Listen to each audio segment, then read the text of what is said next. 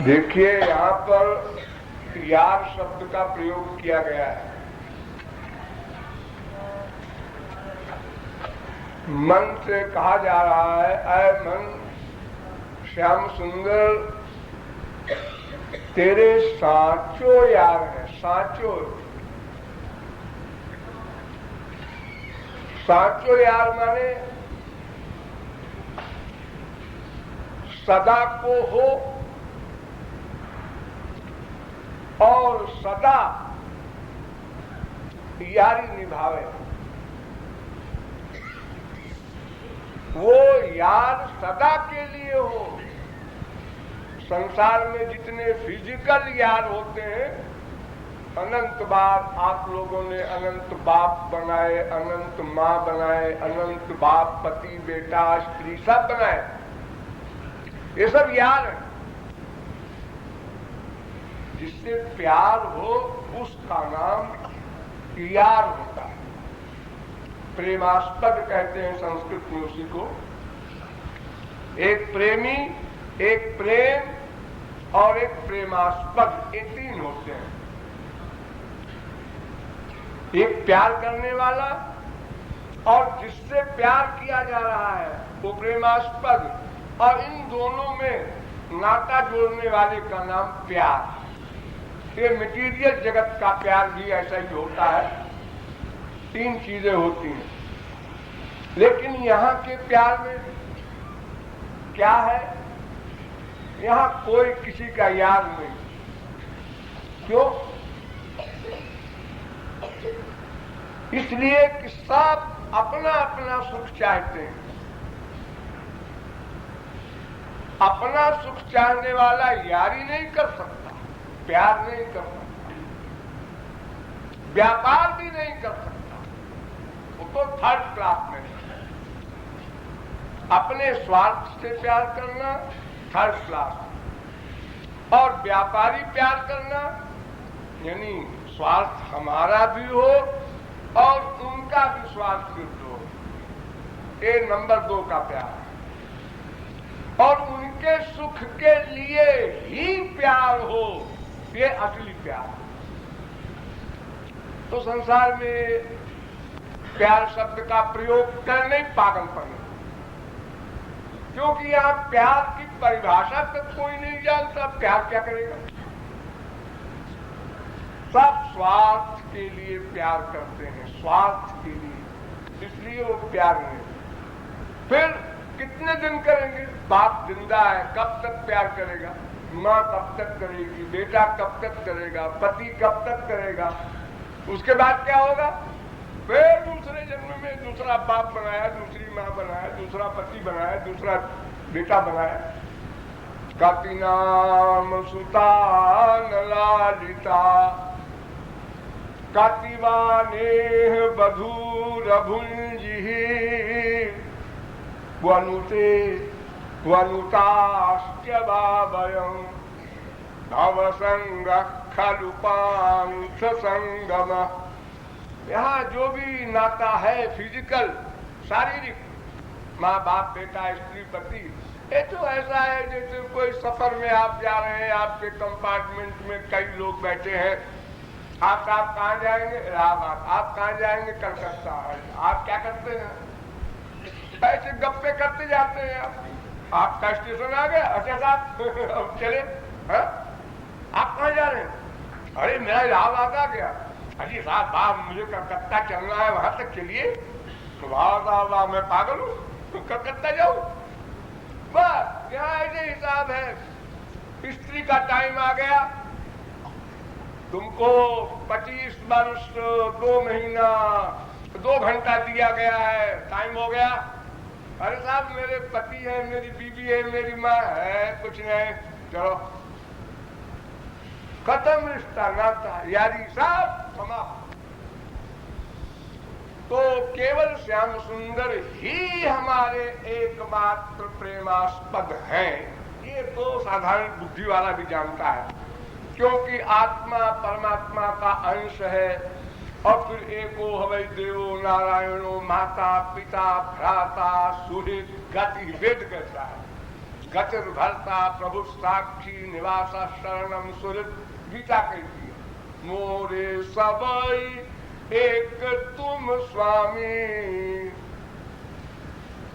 तुम्हें माता च पिता तुम्हें, रोज आप लोग बोलते हैं। जीवात्मा का संबंध केवल परमात्मा से ही है। देखो समुद्र है, उसमें तरंगे उठती हैं, हजारों लाखों करोड़ों, तो तरंग का तरंग से संबंध टेम्परेरी, 2 तरंगे मिली, आधी मिनट में ही दोनों समाप्त हो गई, या एक समाप्त हो गई, एक मिनट बाद समाप्त हो गई। लेकिन समुद्र का तरंग से संबंध नित्य है। कोई तरंग समुद्र से पृथक नहीं हो सकती, समुद्र भी तरंग से पृथक नहीं हो सकता। ये ठीक है कि तरंग समुद्र का अंश है, लेकिन दोनों का नित्य संबंध है। ऐसे ही एक जीवात्मा परमात्मा का तरंग स्वरूप है, इसलिए इसका नाता केवल परमात्मा से ही है, भी नहीं। और जो तरंग जीव है, ये तो सब ऐसे ही चलते फिरते मुसाफिर खाने वाले संबंध है। यहाँ की यारी सही भी हो तो भी 0 बचे 100। अगर सही भी कोई यारी कर ले संसार में तो भी नश्वर है। तो श्याम सुंदर ही हमारे यार है, ये बात तो सभी जानते हैं। पर आप लोग वृंदावन में आए हैं, यहाँ के गधे भी जानते हैं। लेकिन श्याम सुंदर से प्यार 2 प्रकार का होता है। एक स्वकीय भाव वाला, एक परकीय भाव वाला। तो स्वकीय भाव वाला प्यार नंबर 2 का है, और परकीय भाव वाला प्यार सर्वश्रेष्ठ है। रुक्मिणी आदि जो पटरानियां थीं, उनका स्वकीय भाव का प्यार था, और हमारी ब्रजांगनाओं का प्यार परकीय भाव का था। इसलिए गोपियों का स्थान इतना ऊंचा हो गया कि रुक्मिणी वगैरह इन गोपियों की चरण धूल चाहती थी। कामया मह एतस्य श्रीमत्पादरज स्त्रिया कुछ कुंकुम गंधाढ्यम। भागवत। रुक्मिणी आदि कामना कर रही है, वरदान मांग रही है श्री कृष्ण से कि उन गोपियों के चरण धूल मिल जाएगी। क्यों? क्योंकि उनका परकीय भाव का प्यार था, इसलिए वे अनुराग भक्ति के आगे, भावावेश भक्ति के आगे महाभाव भक्ति तक गईं। और जो रुक्मिणी आदि थी वो प्रेमा भक्ति, स्नेह भक्ति, मान भक्ति, प्रणय भक्ति, राग भक्ति, अनुराग भक्ति पर समाप्त। तो समर्था रति वाली यानी केवल श्याम सुंदर के सुख के लिए ही प्यार करने वाली परकीय भाव की ब्रज गोपियां कहां पहुंची? जिसके आगे कोई सीट नहीं, ये समझ लो। जिसके आगे कोई सीट न हो, ब्रह्मा शंकर सब उसी के अंतर्गत है। शंकर जी तो यही गोपी बनकर आए थे इसी वृंदावन में, आप लोग जानते हैं। तो परकीय भाव का प्रेम श्रेष्ठ है। परकीय यानी पराये हैं श्री कृष्ण, ये भाव बनावे, ये तो बड़ी खराब बात है। वो तो स्वकीय है, समुद्र और तरंग के समान। द्वा सुपर्णा सयुजा सखाया समानम वृक्षम परिखस्व जाते, वेद का चैलेंज है। वो हमारा सनातन सखा है, सनातन सदा साथ रहता है। हम गधे की योनि में जाए, वहां भी श्याम सुंदर साथ बैठे रहेंगे, वरना हमारा जो जीवत्व है, ये चेतना धर्म है जो जीव का, यही नहीं रह सकता। इसलिए वेद कहता है चेतन चेतना नाम एको बहु नाम जो विदधात कामान। चेतन को यानी जीव को जीवत्व देने वाला, चेतनत्व देने वाला वो भगवान श्री कृष्ण है, जो सबके अंतःकरण में सदा साथ रहते हैं। आप मनुष्य शरीर में हैं, आपके साथ आपके कर्मों का हिसाब रखेंगे, कर्मों का फल देंगे, वर्तमान कर्मों के आपको नोट करेंगे। किस क्षण में जीव शरणागत हो जाए, ये रीडिंग है भगवान की, करनी पड़ती है उनको। अगर एक सेकंड को भगवान से रास कर ले और जीव भगवान के प्रपन्न हो जाए, तो भगवान क्या जवाब देंगे कि आपने क्या कहा था? सकते हो प्रपन्नाय तवास्मी च याचते अभयम सर्वभूतेभ्यो ददामि अहं त्वां सर्व पापेभ्यो मोक्षयिष्यामि। अनेक प्रकार के जो उनके चैलेंज हैं कृपा करने के, उसके त्रिगुण, त्रिकर्म, त्रिदोष, पंचक्लेश, पंचकोश, अविद्या सबको समाप्त कर देता हूँ, उसका ठेका ले लेता हूँ। योगक्षेमं वहाम्यहं तेषामहं समुद्धरता, उसका दास बन जाता हूँ। ये तमाम काम करने हैं भगवान को शरणागत होते ही। एक सेकंड बाद नहीं, लाइट तो एक सेकंड में 1,86,000 मील ही जा सकती है, इतना समय नहीं लगेगा। जीव प्रपन्न हुआ कि ये सारे काम करने पड़ेंगे श्री कृष्ण को। इसलिए सदा सावधान रहते हैं श्री कृष्ण जीव की शरणागति को परखते हुए। पता नहीं कब शरणागत हो जाए। फिर आप गधे कुत्ते बिल्ली की योनियों में अनंत बार गए हैं और भगवत प्राप्ति न करेंगे तो फिर जाना होगा, तो वहां भी श्री कृष्ण साथ है। ऐसा सखा कौन होगा? संसार के सखा तो बने बने के होते। किसी के रूप पर कोई मोहित है, रूप गया उसका प्यार गया। धन पर मोहित है, वो गरीब हो गया, प्यार गया। कोई उसके दरवाजे पे नहीं जाएगा सेठ के। अरे सुनिए साहब, यदि साहब वो टाइम नहीं है तो रोज तो आया करते थे। अरे सेठ जी हम आपके पास नहीं आते थे, तो जो आप करोड़पति थे ना उसके लिए आते थे। अब आप दिवालिया हो गए, हम क्यों आएंगे? तो स्वकीय भाव का तो स्वरूप श्री कृष्ण के साथ है ही, उसको कौन काट सकता है? जैसे सूर्य और उसकी किरण नित्यातायित्व है। ऐसा नहीं है कि किरण और कहीं रहती है, सूर्य कहीं और रहता है। फिर परकीय भाव कैसा? हाँ, इसलिए हमारे यहाँ रसिकों के यहाँ दो सिद्धांत हैं। इसी वृंदावन में भी कुछ रसिक लोग कहते हैं स्वकीय भाव का प्रेम गोपियों का था, और कुछ कहते हैं परकीय भाव का था। और हम कहते हैं दोनों बात ठीक। कैसे? गोपियां श्री कृष्ण की स्वकीय है, लेकिन भाव परकीय है। उनकी पर्सनैलिटी जो है वो तो स्वकीय है। उनकी अंशभूता है राधा की, सब गोपियां, और स्वांश है, विभिन्नांश नहीं। जैसे ब्रह्मा शंकर आदि स्वांश है श्री कृष्ण के, सब स्वरूप शक्ति के गवर्नर हैं, कभी माया के अंदर में नहीं रहे। ऐसे ही गोपियां स्वांश हैं। और हम लोग जब उन गोपियों की शरण में जाकर गोलोक जाएंगे तो हम स्वांश नहीं होंगे, हम विभिन्नांश होकर सेवा करेंगे।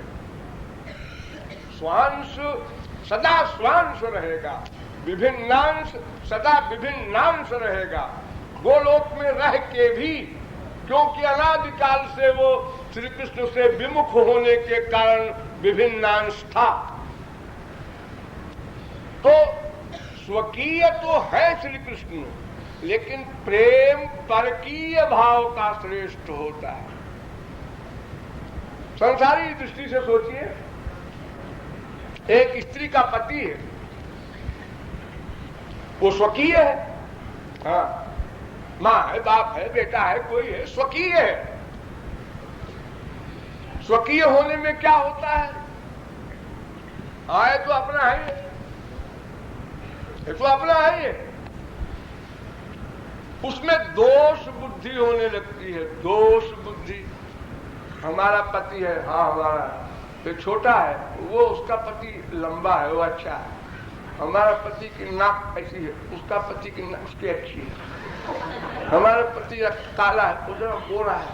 हमारा पति डांटता है, बहुत गुस्सा करता है, वो अच्छा है। यानी सदा साथ रहने के कारण दोष बुद्धि होती है। जितनी बार दोष बुद्धि होगी उतनी बार प्रेम में ब्रेक लग जाएगी। Up down, up down. ये दिन भर हुआ करता है आप लोगों को। माँ बाप बेटा स्त्री पति सब के तरह, ये सब स्वकीय है, सदा प्राप्त है। इसलिए 10 दिन 20 दिन का इंटरेस्ट हुआ, उसके बाद खत्म। जब बहू आती है घर में, हाँ सारा मोहल्ला देखने आ रहा है। और अगली बार जब आई बहू और बीमार हो गई और पड़ोसन को बुलाया साथ में, अरे भाई जरा देख लो बहुत बीमार है, टाइम नहीं है। अरे तुम तो पहले देखने आए थे। अरे तो देखने चले गए एक बार का। तो वास्तविकता तो है नहीं। तो स्वकीया है, लेकिन भाव परकीया है। परकीया भाव में वेद की मर्यादा, लोक की मर्यादा, कुल की मर्यादा, ये सब व्यवधान हैं। इनको काट करके श्याम सुंदर से मिलना बड़ी कठिन बात है, इसलिए वो प्यार बढ़ता जाता है। नित्य वस्तु जब मिली रहती है तो उसमें प्यार घटता जाता है।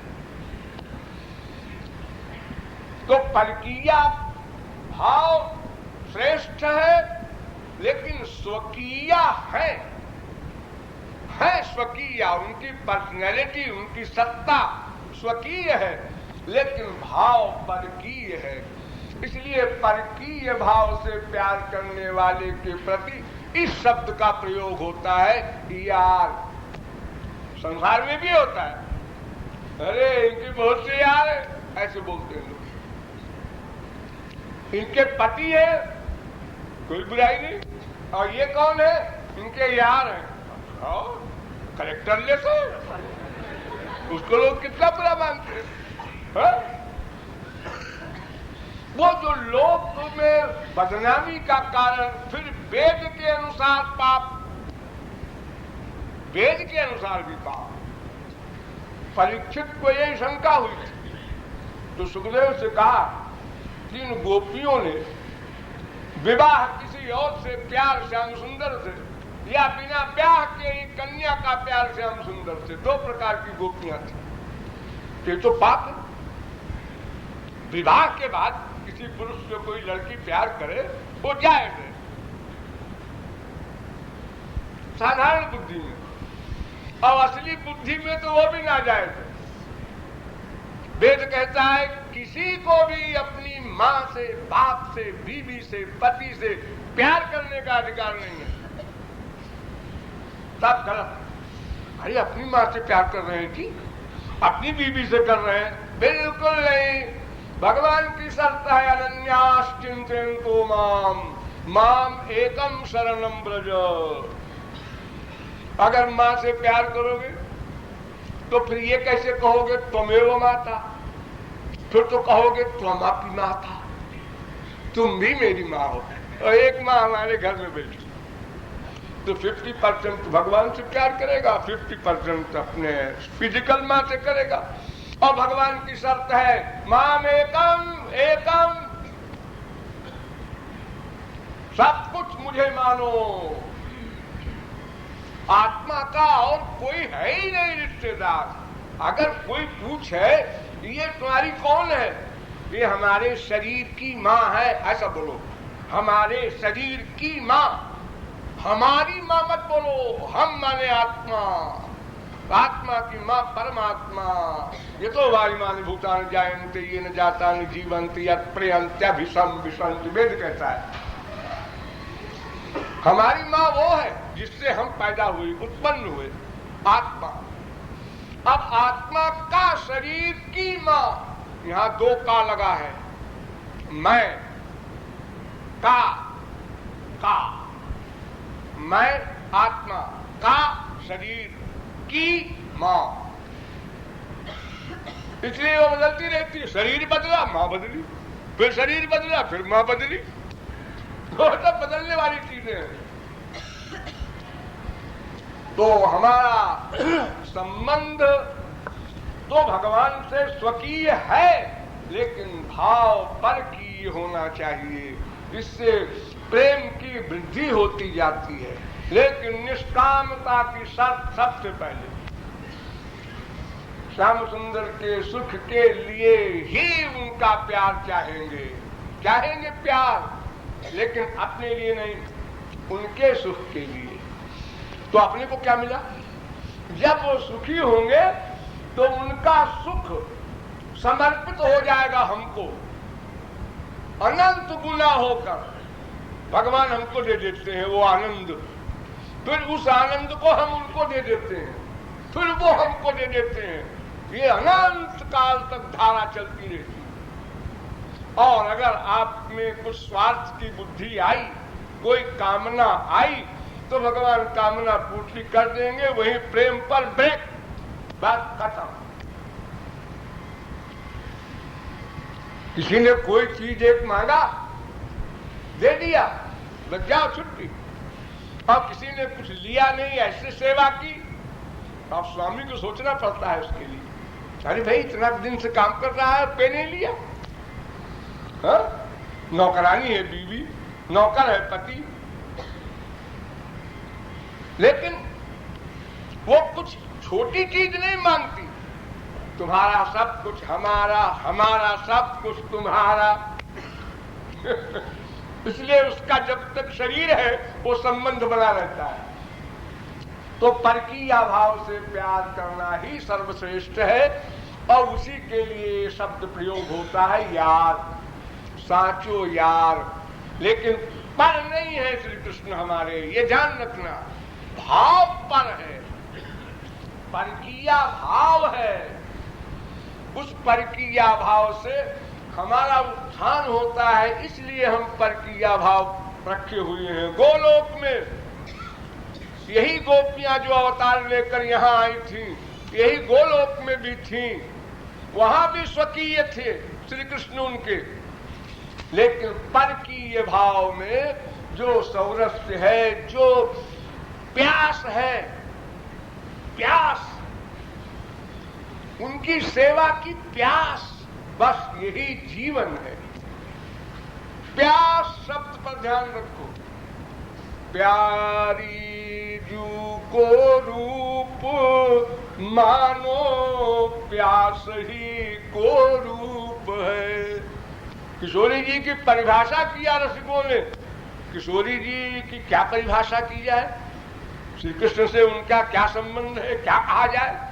उनका प्यास की अंतिम सीमा जो है, प्रेम के प्यास की अंतिम सीमा जो है, वही किशोरी जी है। तो मादनाख्य महाभाव जी से बताया गया है आप लोगों को बहुत बार। तो इसलिए श्याम सुंदर हमारे सच्चे यार हैं। आए मन ये बात मान ले, और ऐसा न मान कि सवेरे माना दोपहर को गायब। निरंतर सदा के लिए, अनंत काल के लिए मान ले। बस इतनी सी बात अगर तू मान ले तो तेरा समस्त रोग भी चला जाए और सदा को माला माल भी हो जाए। इसलिए यार कहा गया।